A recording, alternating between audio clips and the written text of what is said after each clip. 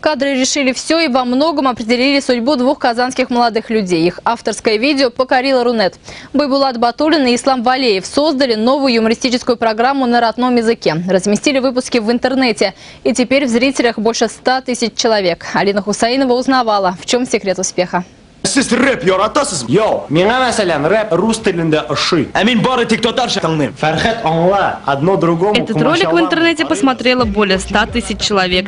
И пока это, пожалуй, самое популярное видео Татнета. А создавали его студенты, сами себе режиссеры, операторы и даже монтажеры. Выпустили в свет 15 юмористических клипов. Популярные кадры снимали в неприметном кабинете. Фон белая стена, никакого дополнительного света. Первый выпуск самый максимально просмотренный в интернете. Первый выпуск набрал более 140 тысяч просмотров. Остальные выпуски приблизительно в месяц смотрят около 25 тысяч, как мы рассчитали, и по статистике сайтов.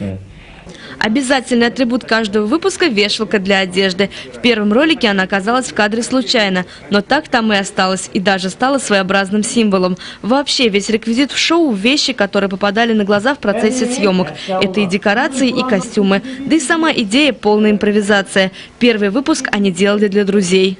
Да, изначально мы планировали, да, мы даже не планировали снимать следующие выпуски, мы один раз сняли.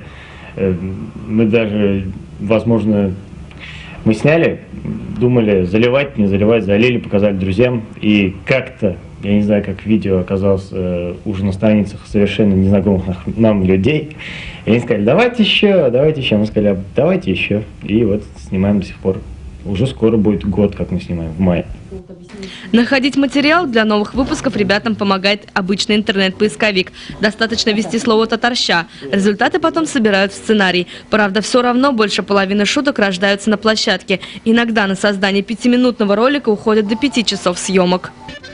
Недавно они приняли участие в популярном татарском стендап-шоу. Представили проект московскому зрителю. Кстати, продвигать выпуски на телевидении создатели не хотят. Говорят, что их зритель в интернете. Алина Хусаинова, Павел Прищепов, Вести Татарстан.